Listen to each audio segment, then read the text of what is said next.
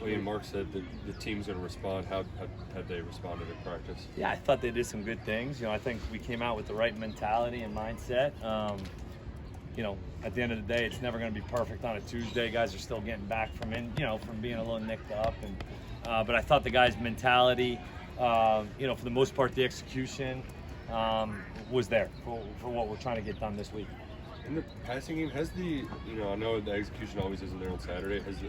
Has the execution been there throughout the weeks? Yeah, I think we throw and catch it a little bit better during the week of practice than we end up doing on Saturday, and can't really always point to why, for one reason or another. It's just overall, execution, pitching, catching, running the right route, the right depth, and just, making some throws and being in the right timing and rhythm and making the right decision. I think we made the right decisions for the most part on Saturday. We just, at the end of the day, we have to make those throws and make those catches. Did you ever go through that as a quarterback, or just wasn't hitting right?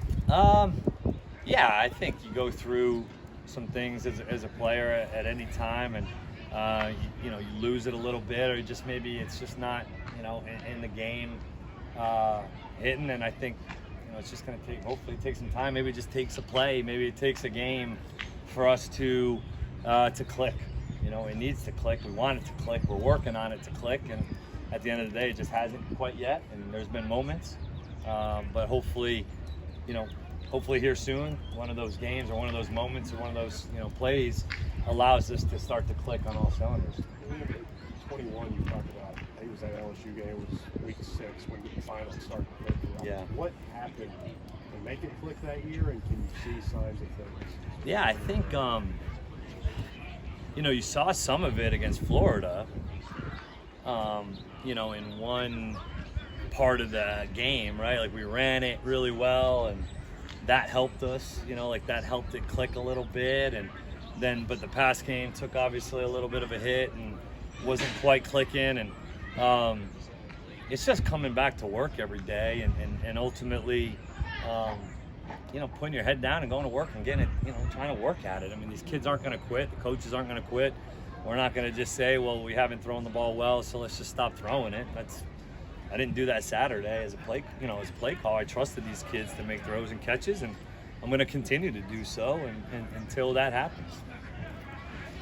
And speaking of 2 years ago, that loss at Georgia was an emotional loss. That turned into losses at Mississippi State and then here to Tennessee. So do you see anything? Do you look for anything in your guys to make sure that doesn't happen? No, this is a different team. Right. It's a new team. We try not to go back to some of those experiences, and unless it's something you can learn from. And I think at the end of the day, I think we have the right guys in that locker room. I think we have the right coaches on the staff, on the offensive staff, obviously, to right the ship and get it right. And I think that we came out today, our good on good period was pretty physical. You could tell the defense came out with the right mindset mentality.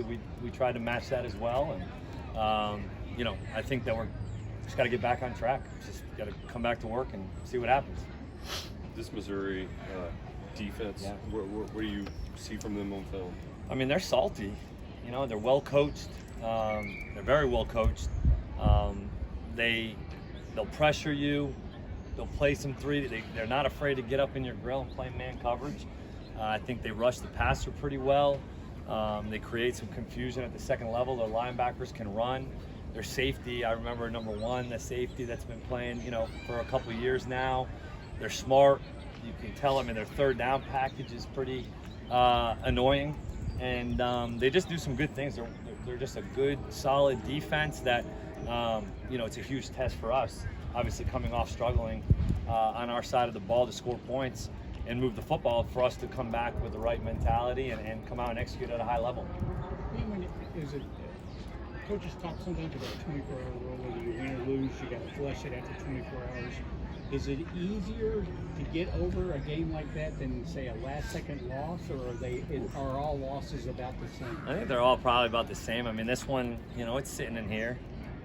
I think it's sitting in here for a lot of these guys, and we watched it as an offensive unit yesterday, and had a good ownership meeting about how the players were the ones more so doing the talking, and coaching themselves, coaching each other, talking to each other, which was good to see. sometimes things like that help bring you together a little bit and hold everybody accountable. But yeah, it's sitting in here, and it usually doesn't go away till you play the next game. Liam, how is Josh Gaddis, so I don't go into the red zone Yeah. again, how is he emerging as a target, particularly in those situations? Yeah, Josh he comes out here every single day, doesn't say a word, works, details his work, competes his tail off. He's a guy that, you love to coach, you love to be around. There's not many negatives I can say about the kid, really. He's a great teammate, great student, just the type of kid that he shows up and does all the right things. And so he makes plays when his number's called. And at the end of the day, those are the guys that need to continue to get the football and also play for us. Can you just talk about overall thoughts after watching the film from Yeah. Georgia? You can't have those penalties early on really kill you when you're on the road in that environment playing the number one team in the country. You're in 2 scoring positions and you end up going backwards, and those situations are hard to overcome no matter really who you're playing, but especially playing the number one overall team in the country. We did some good things, but we didn't execute on third down very well. We had some protection busts, we had some communication issues, and at the end of the day, we just kind of at times blew some gaskets a little, where we did things that we haven't done, and that can happen in big situations, big games, and hopefully we can learn from it. Anything like that's hopefully a learning experience that you can move on from, so that when you are in that situation again, well, you can actually go back to that experience and say, hey, how can I make this better this time? So definitely wasn't perfect by any means, but hopefully we can learn from it.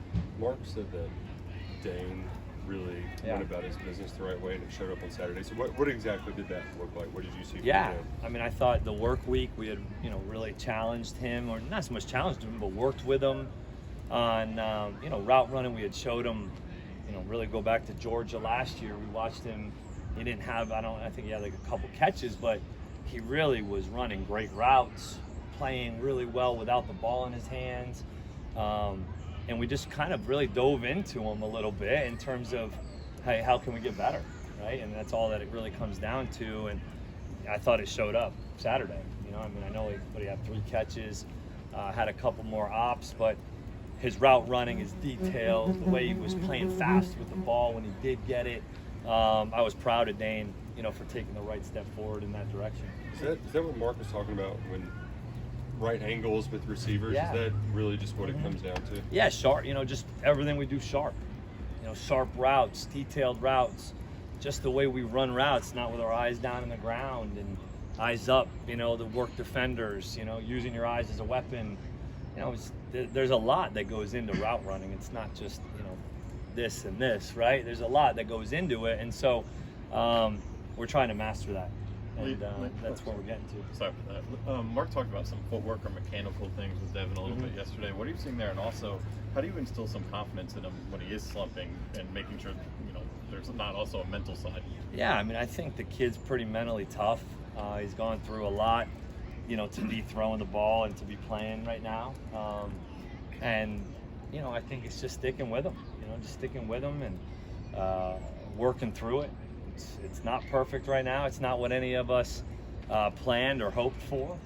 But at the end of the day, we got to get through it. We got to be there for him to be able to get through it. And there's some things when the Bullets, were flying on Saturday that, things are happening in the pocket. And, just at the end of the day, he just needs to go out and play his game and be confident, be Devin Leary, because Devin Leary that I know is a confident dude that comes out and can sling the thing. And we need to get that guy going, and I think he will. Liam, I know that Berrien's been dealing with injuries, but how is he doing mentally in this second year when he's got a lot of attention starting back in August? Yeah, I think he's been great, honestly.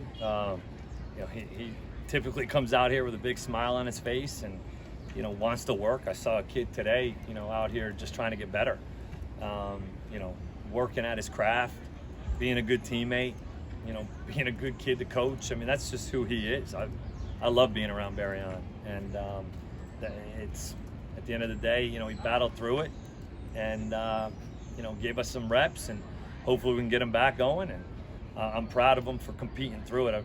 I love the kid. Okay, folks, thank you very much. Thank you, guys.